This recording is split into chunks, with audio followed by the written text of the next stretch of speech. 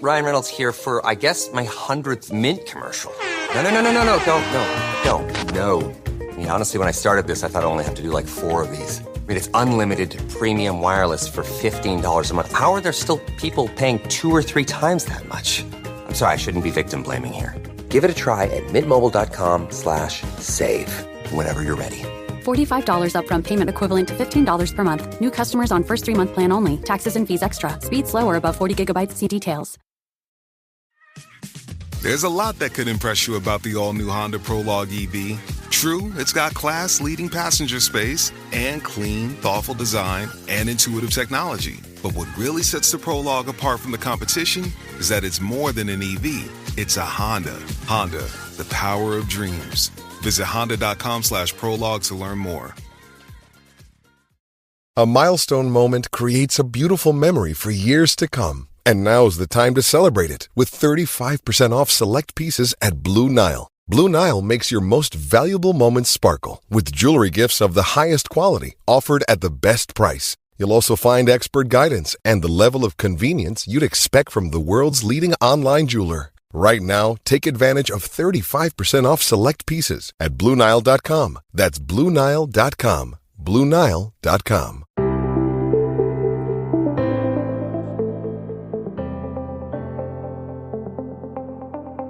Hello and welcome back to the Paddock and the Pavilion with me, your host, Stephen Wallace, for this special World Cup podcast. This weekend we'll see the first ever men's over-70s Cricket World Cup tournament, with 7 countries battling it out over 2 weeks in the home counties of England. Joining us today is the England captain, John Evans, to preview this momentous event for seniors cricket. We have had a World Cup for the over 40s, over 50s and over 60s. So now it's time for the most senior group to stage a global event. And as you will hear in this podcast, the players are about to live the dream. John, the Gloucestershire county batter, chats about England's plans for the event, the format, and who he thinks will be their main rivals. Meanwhile, Australian vice-captain Murray Harrison gives his thoughts on their chances of winning the World Cup. Hello, John. How are you feeling on the verge of playing and leading your country in the first ever men's over 70s Cricket World Cup? Good morning, Stephen. Yeah, I would say I'm nicely nervous. Nicely nervous. Both the other guests that we're going to hear on this show, Nick Andrews from England and Murray Harrison from Australia, are very excited, I can promise you. Oh, I'm thoroughly excited. I mean, to be skipper of your country in the first World Cup at this age group is just a dream, really. So, yeah, fantastic. But, when I say nicely nervous, it's because, there's a lot riding on it and as the first one. And once we get going, it'll be fine. But it's just at the moment, it's a little bit on tenterhooks in terms of, will everybody still be fit, etc., etc. Sadly, we have lost one of our players already through an operation. So we've lost Tim Smith, our opening bowler, which is sad because he is, an excellent bowler and really feel sorry for him. But he's had a fairly major operation. So a colleague from mine from Gloucestershire, John Turton, has had to step in. That must be particularly sad when you're talking about the first ever World Cup for Tim. Yeah, absolutely. And sadly for Tim as well, he's an amazing sort of all-round athlete. He's also an England vets hockey player, and he's going to be missing the Hockey World Cup as well in a month or so. And is a farmer, and he's got the harvest, so it couldn't have come for a worse time for him. So our thoughts have been with him, and but he's a strong fella, and he was playing in Essex over 50s first team up until last year, so he'll be back. On the positive side, it's a massive boost for over 70s cricket. Yeah, it is, and I'd like to sort of praise the management group that have put this together to suddenly get 7 teams and all these games going on in a fortnight to put the English Championship on hold, and and have all this in place, ready to go, is, I think, a phenomenal achievement by the guys behind the scenes. Because it's not just players. You've got umpires, you've got scorers. It's the travelling, the accommodation for people from all around the world. Yeah. You know, you can only have admiration for the way they've managed to sort this out, and it's just brilliant that all the countries have been able to do it, and you know, gather teams. I think in some cases from all around the world.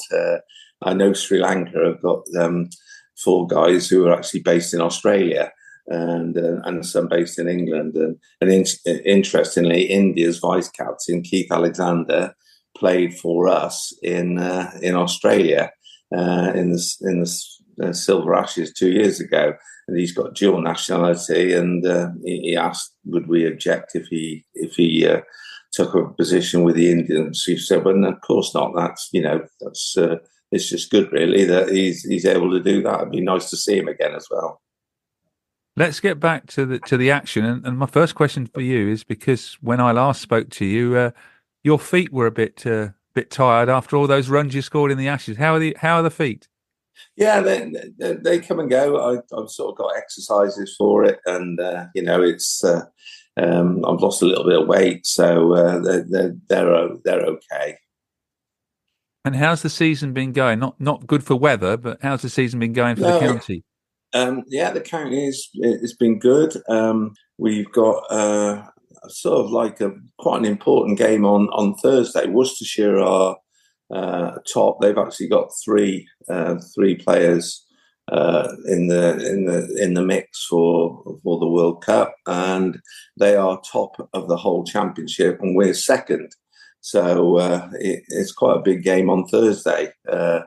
Although the forecast isn't great, and from a selfish point of view, with the fact that there's, I think, 4 or 5 players from the World Cup squad playing in that game, you know, it wouldn't be a bad thing injury risk wise if the weather forecast is correct. You're like a football manager, like a Gareth Southgate, worrying about players getting injured before a World Cup now. Yeah, I think I am. Yeah, no, having lost Tim, it sort of brings it home that, you know, we are 70, and you know, despite the fact we try and stretch and give ourselves the best chance, it's always a bit of a risk, but it is what it is. And yeah, I just want everybody there to, you know, for the rest of the squad to be there and be fit. I don't suppose England have had any preparatory games. It's just been the county structure. We couldn't fit in. We did talk about it, but you know, everybody's playing on Thursday, so it's just not time. You know, having said that, the nucleus of us have played together before, and you know, we sort of kept in contact with WhatsApp groups, and team spirit will be really important, and our team spirit in the Silver Ashes was phenomenal. And you know, starting off with the previous skipper Chris Watkins, it's a big part of what we're about. We've got a little bit of planning in terms of the whole tournament to give everybody a fair go. We're ensuring everybody has 4 games minimum, and you know, that's weather dependent, obviously, but so everybody will, you know, if we are lucky enough to get through and contest the final, it'll be a whole squad that manages that. It must have been a difficult decision to select the squad. Oh, we all, 3 of us, the 2 Chris's, Chris Watkins, Chris Lowe, and myself, we all had the same 12 players. But we took 2.5 hours over, you know, 4 out of about 10 or 12 others to finalise the last 16. And it literally was the morning after the final trial. And it was difficult because the trials were very early in the season. And, you know, it may well have been different selections now as people have played a bit more. But, you know, we did the best we could. I think we were fair. And, you know, a couple of difficult phone calls to make to people, and a couple of nice phone calls to people who've made the squad for the first time. So when was the squad announced? The day after the final trial in May, about May the 13th. So it's been, it's been known since then. And many changes from the Silver Ashes squad of last year? A few, yeah. We've got a few new 70-year-olds and a couple of different players have come in, but the nucleus is the squad that retained the Silver Ashes. So, the team spirit should be good. We've got a couple of sort of quite exciting newcomers. Marcus Young's going to be probably the first person in history who's played in 2 different World Cups in 1 year. He started, England were runners-up in India, and Marcus was one of the best bowlers of the tournament. So very pleased to have him in our ranks. So that's good. We've got a new player. He's actually a Shropshire player, but he plays over 70s for Worcestershire. And he looks a very good all-rounder, Peter Hayes. So yeah, it's sort of it's like everything. It sort of develops, doesn't it? And the more and more people coming through, it's just the way things are. But the benefit of the county structure means that virtually all the players will know each other in one way or another, aren't they? Yeah. I think obviously there's people you don't come across. I mean, Mickey Kenyon, who was part of our Summer Ashes, he didn't go on the winter tour.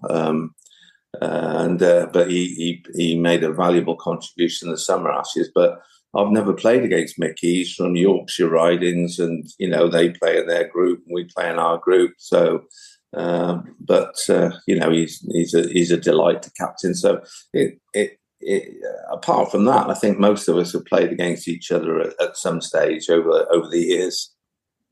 Well, let's hear from one of your squad members who you chose last year as the player of the tournament for the Silver Ashes. I think actually the player of the tournament was a gentleman called John Evans. But let's hear from Nick Andrews about how much he's looking forward to the World Cup.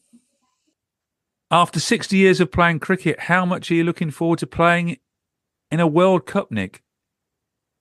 I just can't put it in words, hardly, Stephen. I mean, it's guys of our age, no right to sort of be looking forward to something like a World Cup. That doesn't happen to us old fellows. But to say I'm looking forward to it is an understatement. I mean, I've been sort of ticking off the days for the last 2 months now, and we're less than 2 weeks before we start, and getting really excited. And it's a home World Cup as well, starting on the 28th of July. Yeah, home World Cup, suddenly that heaps pressure on the home side, isn't it? They're expected to be favourites, expected to do well, and I'm sure we will. I think we're a really strong side, and as I say, I hope we go deep in the competition. But you don't want to prejudge anything or assume anything. We don't know a lot about the strengths of the other countries we're playing in, really. You've played against the Australians. Are they the only team you played against? They are, indeed. I'll tell a lie. We had a game against Wales 2 years ago, which a little bit one-sided, that particular game. So I don't know what they're like at the moment, but certainly the Australians are the only participants that certainly I'm familiar with. You'd expect the Australians to go well, though. Oh yeah, they'll go hard. I know for a fact that there's 2 or 3 younger guys have come through age qualification now. Guys that I've come across probably 9 years ago, Phil Drescher and Rex Bennett, good players, good bowlers, and certainly improved the Australian side in the field and overall. And they've got 1 or 2 new names that I don't recognise, 1 or 2 that I do. So I know they'll be going hard at us, and we welcome that. They'll be looking for revenge after the Silver Ashes last summer. Of course they will. Yes, I mean that hurt them. They weren't very pleased about that whatsoever. So they'll be coming after us, and hopefully we'll be ready for them. I think we're a little stronger than we have been in the last 2 series against them. So bring it on. But like I say, sides like India and Sri Lanka, New Zealand, we just don't. Well, I don't know quite how strong they are, and it'll be a fantastic test for us. But overall, a massive boost for over 70s cricket. Got to be, hasn't it? I mean, one advert for it, for people sort of, still playing the game in their 60s, looking forward and seeing that, there's opportunities to play in World Cups. I mean, hopefully it'll just be the start of World Cups at over 70s age, and they might be hosted in other countries as well. But whatever, it's a fantastic opportunity for old guys who are still playing to keep playing a little bit longer. I know I feel very sort of blessed being the age I am, and the opportunities that have opened up over the last few years to enable us to sort of carry on playing and at the highest possible level. Best of luck, Nick, for the competition, and hopefully you might make it to the final on the 11th of August at the beautiful ground at Wormsley. Well, everything crossed for that, Stephen. But we've got to turn up, we've got to play, and we've got to do well. There's no given right for us to be there, but we'll certainly be going full bore to do it. John, I think July the 28th is Christmas Day for Nick Andrews. Yeah, too right. Well, for all of us. But Nick is one of those enthusiastic chaps. It's amazing. I just heard what he had to say. And one thing he didn't say was that you actually build new friendships. I'd like to think that Nick and I and his wife Sally and my wife Jude have also made new friendships. We're sharing an Airbnb together with the vice captain Derek Tow as well, and it's just a joy to make new friends through a combined interest. And I agree with everything Nick says. The fact that there's quality cricketers at 70 still playing for their country is just amazing, and it's brilliant, and it gives real hope for the future for people. I was captain of the the Gloucestershire seniors mixed team, and we played our Gloucestershire Pathway youngsters at the Cheltenham Festival, and I said to the captain, he was actually already a professional, I said, there's 53 years difference between the ages of the captain here. And you've got all that to look forward to. And the fact that, these youngsters are starting off in their cricketing career, and we were 3 over 70s in our team. They gave us a pretty good hiding, as you'd expect. But that's there for the future, and the 70s World Cup will happen and continue to happen, and so if these guys don't make it in the professional career, they've still got the opportunity to look forward to playing for the country at seniors level. So it's just brilliant. That's the beauty of cricket. And when we hear from Murray Harrison, the Australian wicketkeeper, similar thoughts. Just going back to what Nick said, you don't really know much about the other 6 teams in the competition apart from Australia, and a bit about Wales.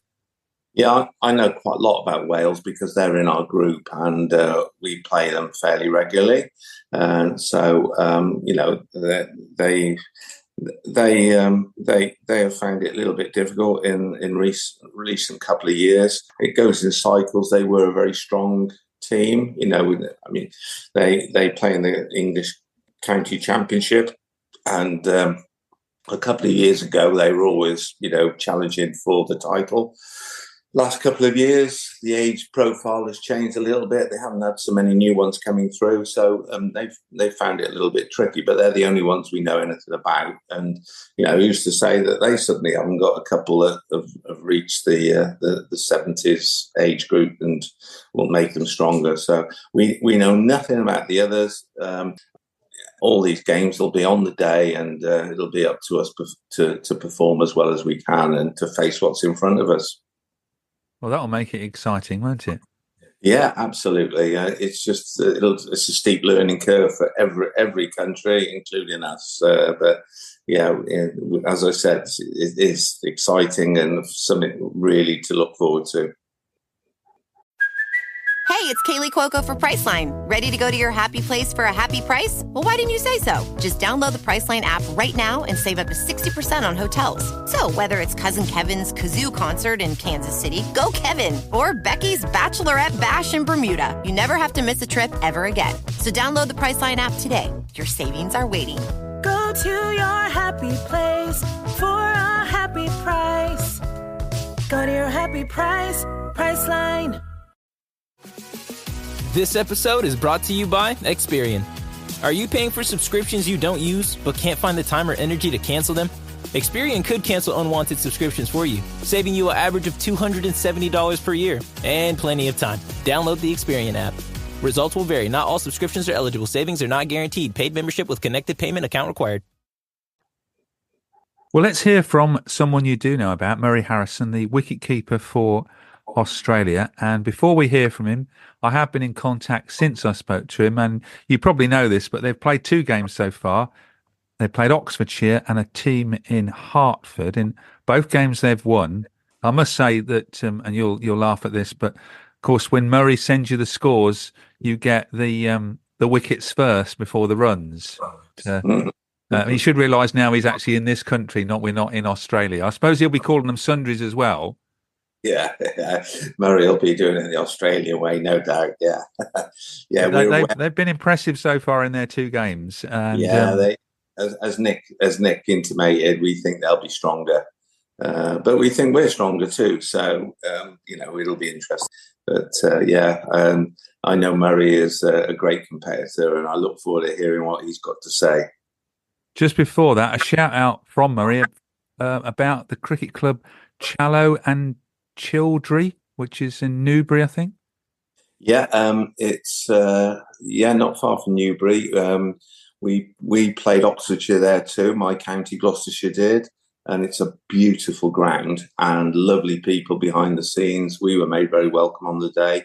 We had a bit of a sticky time. I had a sort of quite a long, dogged innings there, and we only made about 150. But we managed to bowl and field well and nick through that. But I see the Australians were pretty convincing winners there. So, it shows that they're right up for business. Yeah, to be exact, as Murray would say, 2 for 275. Yes, lots and lots of retirements, I noticed, yes.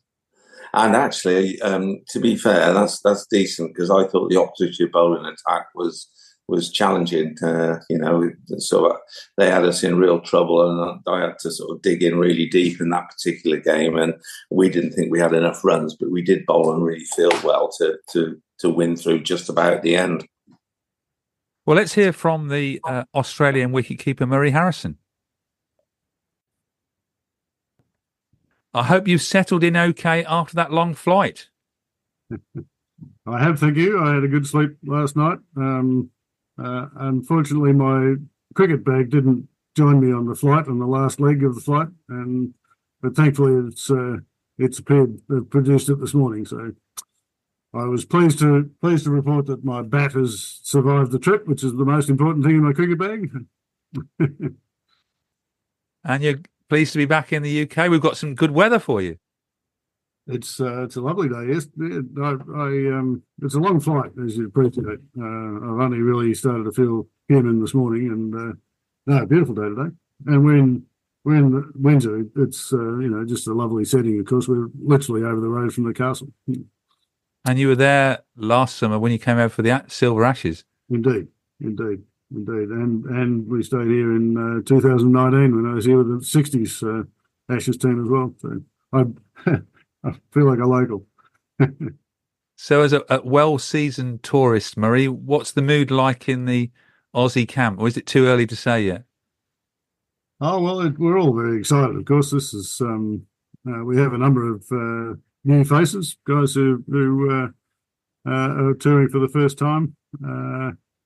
I just think we're excited. We haven't really stretched our legs yet. We're going to have a training session this afternoon. Some of us have not, are only just meeting each other for the first time.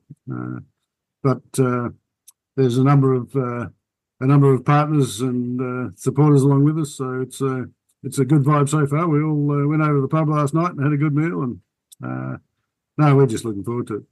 Can't wait. I've already spoken to Nick Andrews, and it's sort of dreams are made of to play in a World Cup in your 70s. Absolutely, and not just it's not just that, but having done this a few times now, it's meeting up again with people like Nick Andrews. I've had the fortune of in my dotage, so to speak, making very good friends on the other side of the world through cricket. It's a wonderful experience, it really is. That's what's so special, particularly about the seniors cricket, isn't it? Yeah, no, indeed. I'm actually on the International Masters Committee as well, and the international game is just it's just exploding. We've now got 14 members of the International Masters Council. There's another 13 or 14 countries who have expressed interest in joining, and we're now talking about an emerging countries group and perhaps having an emerging countries championship. But countries as far apart as Malta and Nepal and Singapore and Hong Kong, and it's just very exciting at the moment. You would never have thought that a few years ago. No, not at all. And I first toured here in 2015. Thankfully, it's a bit of a getting a band back together for some of us. There's 3 or 4 of us who are in that side who've now turned 70 and now joined up in the 70s team. But the game has gone on in leaps and bounds at the veterans level, even in that time. We were talking off air about Mick Jagger. It's a bit like a load of old aging rockers then playing for the Australian team. I'm not sure about that, but it's just a wonderful experience. It really is. Now, we're recording on the 18th of July. What matches and what plans have you got ahead of your opening game against Wales on the 28th of July? Yes, we have. We've got 4 lead-up games. We play Oxfordshire tomorrow. We've got games every 2 days, I think, over the next week. We play Hertfordshire on Sunday. And then we play a rest of the world team on Tuesday and Kent, I believe, on Thursday. So that's our 4 lead-up games, and we've got a squad of 16. We'll give everybody a go, mix the batting and bowling up, and just give everybody an opportunity to put their hand up to get in the first team to play Wales. Because we mustn't forget you're out of season, aren't you? Yes. No, I actually come from Canberra, and Canberra was, I think, maximum temperature when I left was about 5 degrees. So, no, it's been, we've all been training, obviously, but we're out of season. Our season finished in about March. Talking about the World Cup, have you played against many of the teams in the competition? Oh, well, obviously, we know England quite well, and we played Wales last year. New Zealand actually take part in our national championships, so we played them late last year. I think their side's a little bit different, but it's only those 3 countries. We don't know much about India, Sri Lanka, or Canada. There's a couple of Australian guys who are playing in the Sri Lankan team that we know reasonably well. But frankly, we know nothing about India or Canada. But you're expecting stiff competition from all the 6 other nations? Oh, Stephen's game of cricket. Anything can happen in the game of cricket. I think we've prepared well. We've got a good team. It's a lot younger than it was last year. I think we suffered a little bit in the field last year. We're trying to correct that problem this year. But it's game of cricket. You drop off in any game of cricket and you lose. It's as simple as that.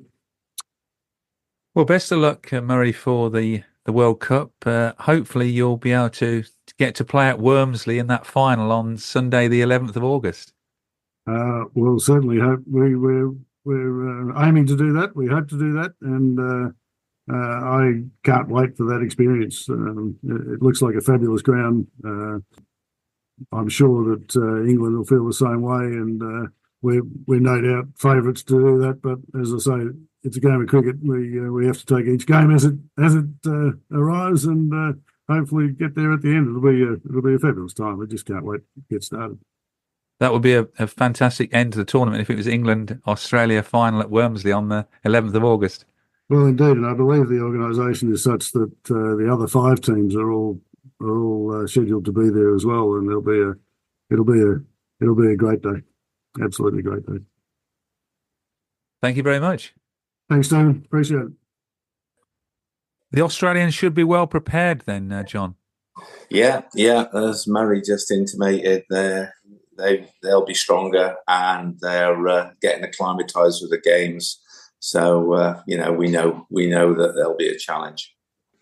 So we've got England, New Zealand, Sri Lanka, Canada, India, Wales, and Australia. Can you let listeners know that the format of the competition? Yeah, everybody plays everybody else, and it's 2 points for a win, 1 point each if game's cancelled, and no points if you lose a game. And at the end of it, they work out who the top 2 teams are from all the pool games, and those then go straight into a final. And matches are starting at 12 noon. Yeah, obviously it's getting a little bit later in our season, and also that gives you an opportunity if there's weather issues to finish the game. So 1 or 2 slightly different rules for us, which I've had to send out to our blokes. We've got power plays, we've got extra hits for no balls, and little things like that, which are a bit different. So we'll just have to get used to slightly different conditions. So you'll be like Phil Salt in the power play then. We'll see. It'll depend on the bowling and everything else. So I'm not sure we'll be kicking off quite like he does.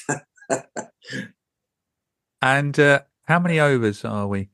It's 45. Obviously, Silver Ashes were 50, but it's 45 with 9 maximum per bowler, and so that's just a little bit different too. And where are all the grounds based? They're all based really around the home counties north of London. Around Slough, Marlow, High Wycombe, Bishop Stortford, those sort of places. Have you played at many of the grounds yourself before?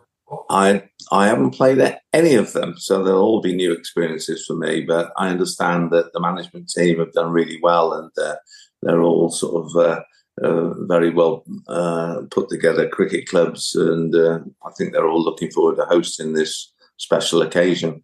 You've got a lot of cricket in a short period of time, with the first game on the 28th of July and the final on the 11th of August. That's nearly a game every 2 days.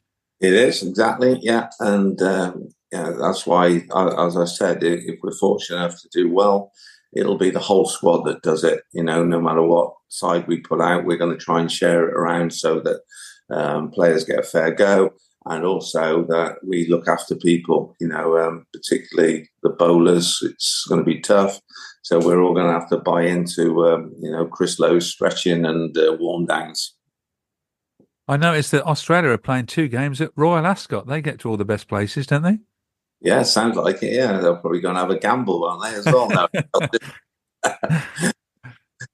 You play them at Beaconsfield on the 6th of August. That will be a key game in the competition. Yeah.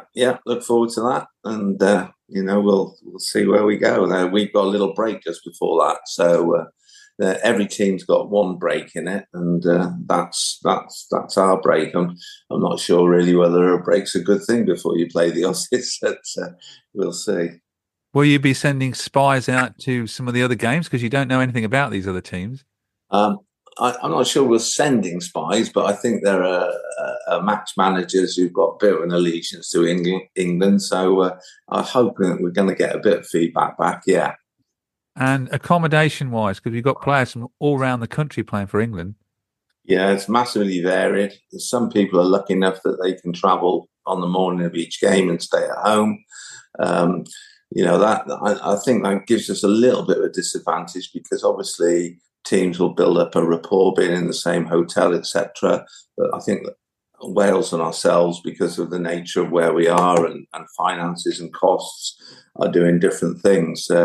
As I mentioned, Nick Andrews, who's from the other side of the country totally to me, we're meeting up at Maidenhead with Derek Tow from Kent. We've sorted out an Airbnb, and we're doing two chunks of Airbnb with a gap in the middle where we just slip home for a few days.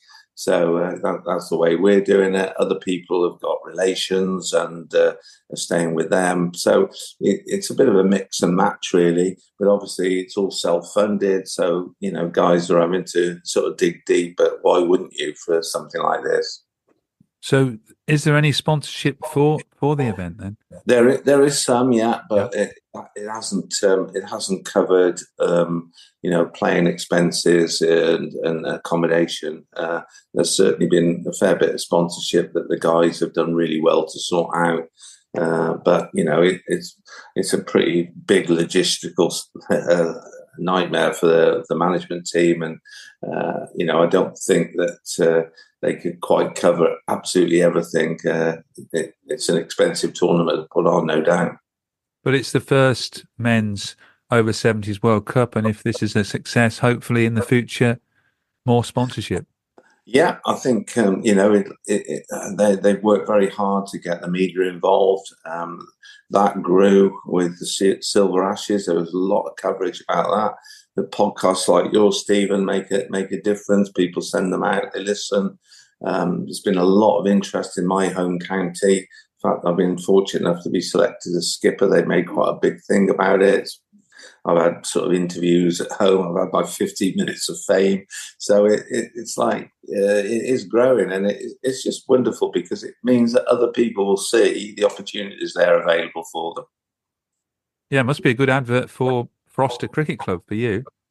I think it's for everybody's clubs from wherever they're from and from the seniors counties. We're all very proud to have been selected, and it's lovely. My club have been very supportive, and I've told them their chairman will be missing for 2 weeks, and try not to bother him with the nitty gritty of running the club. But it's with lots of support. One thing of significance is that the World Cup has a link with the Bob Willis Fund, the prostate cancer charity. Yeah, it was interesting. I managed to win man of the match at the final last year, and the guy who was lumbered with doing the presentation, Ron Headley, had to present a man of the match, and he did it. And he's been organising the prostate cancer walks from all the senior counties and raised loads of money. So as my award for man of the match, he didn't really know he had to do that. He gave me a Bob Willis prostate cancer T-shirt and a book, and persuaded me to organise a Gloucestershire version of it, which we did during the winter. We had a lovely walk. Ron and his wife came, and Bob Willis's daughter and wife came, and Bob Willis's grandchildren. It was just a wonderful day. We raised quite a lot of money. So it's nice that charity, and I think there's one other charity involved with the whole thing. So it's brilliant, really. Prostate cancer is the most common cancer in men. It affects 1 in 8 men, 1 in 4 if you are black. Bob Willis sadly died of prostate cancer in 2019. The Bob Willis Fund is supporting research into a better and more effective test that means we can catch prostate cancer earlier and help save more lives. Days like Blue for Bob Day celebrate the life of Bob, but also raise crucial awareness in men to understand their risk. If you are over the age of 50 and have any concerns, please contact your GP.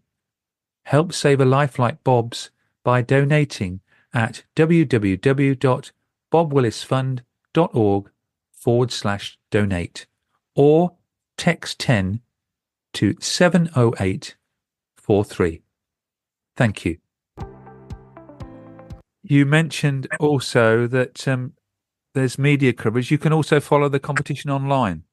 Yeah, apparently so. I think there's going to be live streaming, and the scorecards, etc., can be viewed. Yeah, I think if you go to the over 60/70 website, you'll be able to find the matches. Yeah. Well, thank you again, John, for being on the Paddock and the Pavilion. The very best of luck for the over 70s World Cup, which begins on the 28th of July. Hopefully, you'll be there in the competition on the 11th of August. It sounds like even if you're not in the final, you will be there on the 11th of August at Wormsley. Yeah, we'll all be there. Yeah, and I'm guessing if we're not in the final, we'll be gutted to be there. But as in terms of the event overall, we would all be there and supporting it. But we really do want to be involved with playing if we possibly can. And it's been a pleasure talking to you again, Stephen. And thank you for your support too. Well, thank you very much. I don't think you'd ever be gutted going to the John Paul Getty Estate ground at Wormsley. Apparently not. I've only seen pictures. I've never been there, but it does look beautiful. Yeah. Well, thank you again, John. Pleasure, Stephen. Okay. Sports Social Podcast Network.